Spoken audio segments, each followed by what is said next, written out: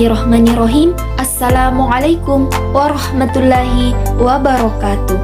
Perkenalkan, nama saya Mila Astrianti dengan NIM 212020 3886 208052 dari kelas PAI 2B Program Sarjana Jurusan Pendidikan Agama Islam Fakultas Tarbiyah Institut Agama Islam Negeri Parepare.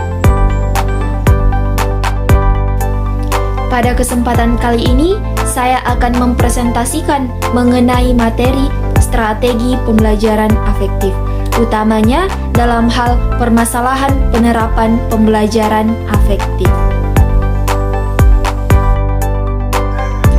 Video ini dibuat untuk memenuhi tugas mata kuliah strategi pembelajaran dengan dosen pengampu Bapak Dr. Usman Nor, SAG, MAG.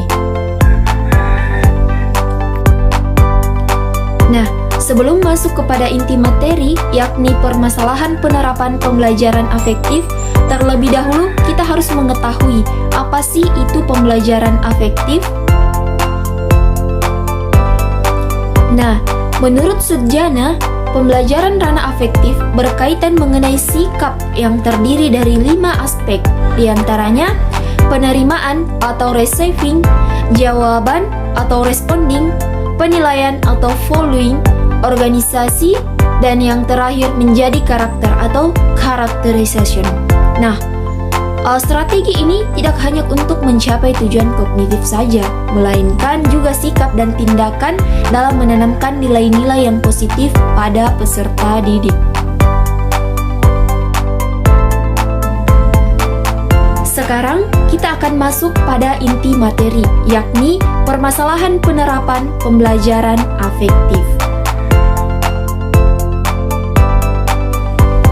Nah, di samping aspek pembentukan kemampuan intelektual untuk membentuk kecerdasan peserta didik dan pembentukan keterampilan untuk mengembangkan kompetensi agar peserta didik memiliki kemampuan motorik, maka pembentukan sikap peserta didik merupakan aspek yang tidak kalah pentingnya.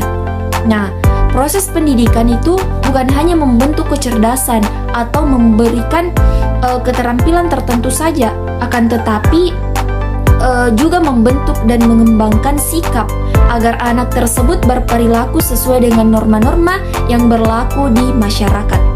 Nah, namun demikian, dalam proses pendidikan di sekolah, proses pembelajaran sikap itu kadang-kadang terabaikan. Hal ini disebabkan karena proses pembelajaran dan pembentukan akhlak memiliki beberapa kesulitan.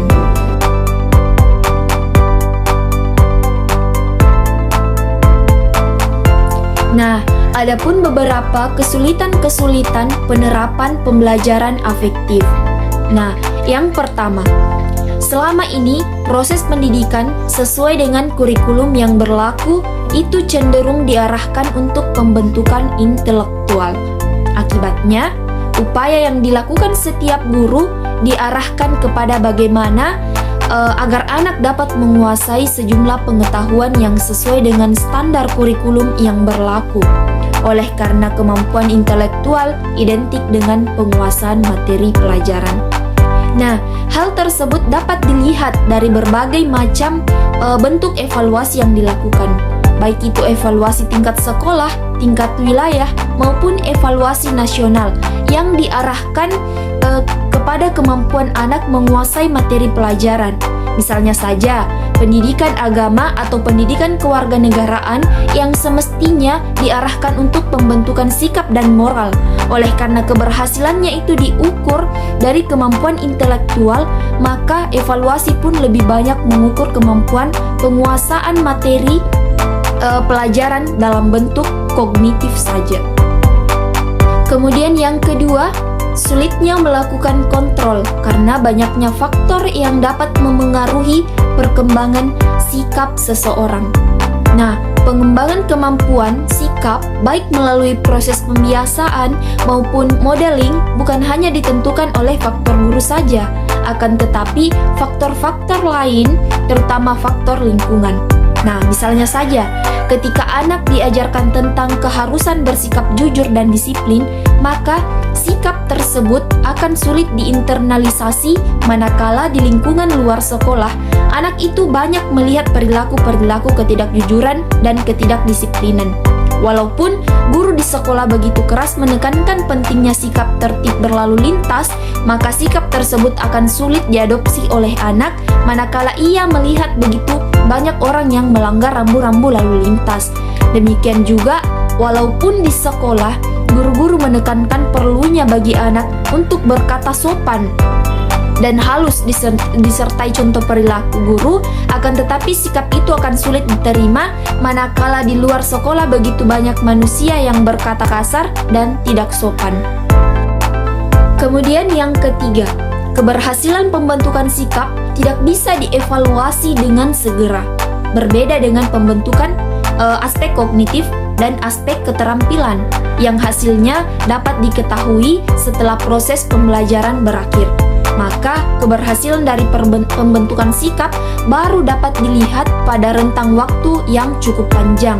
Hal ini disebabkan karena sikap berhubungan dengan internalisasi nilai yang memerlukan proses yang lama. Kemudian yang keempat, pengaruh kemajuan teknologi, khususnya teknologi informasi yang menyuguhkan aneka pilihan program acara, di mana berdampak pada pembentukan karakter anak. Nah, tidak bisa kita pungkiri, contoh kecilnya pengaruh televisi maupun media sosial. Misalnya yang banyak menayangkan program acara produksi luar yang memiliki latar belakang budaya yang berbeda.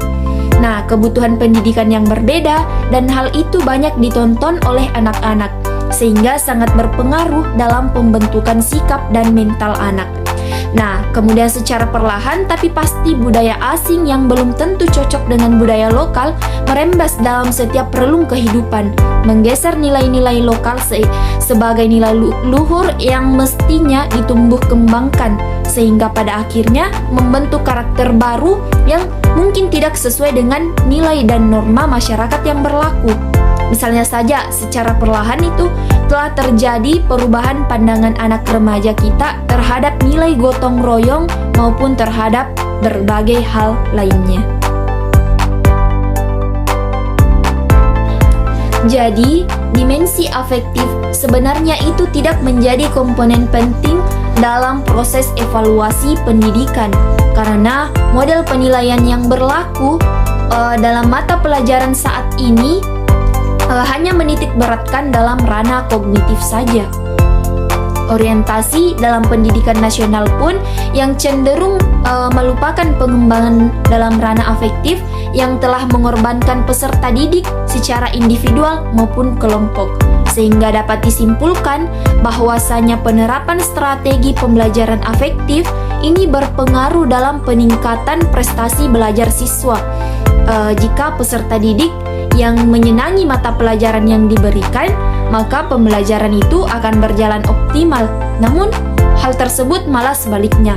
Oleh karena itu, dalam pengembangan ranah afektif ini, guru seyogyanya memberikan peranan aktif dalam menanamkan nilai-nilai yang positif bagi peserta didik agar dapat diimplementasikan dalam sikap atau perilaku yang baik dalam kehidupan sehari-hari.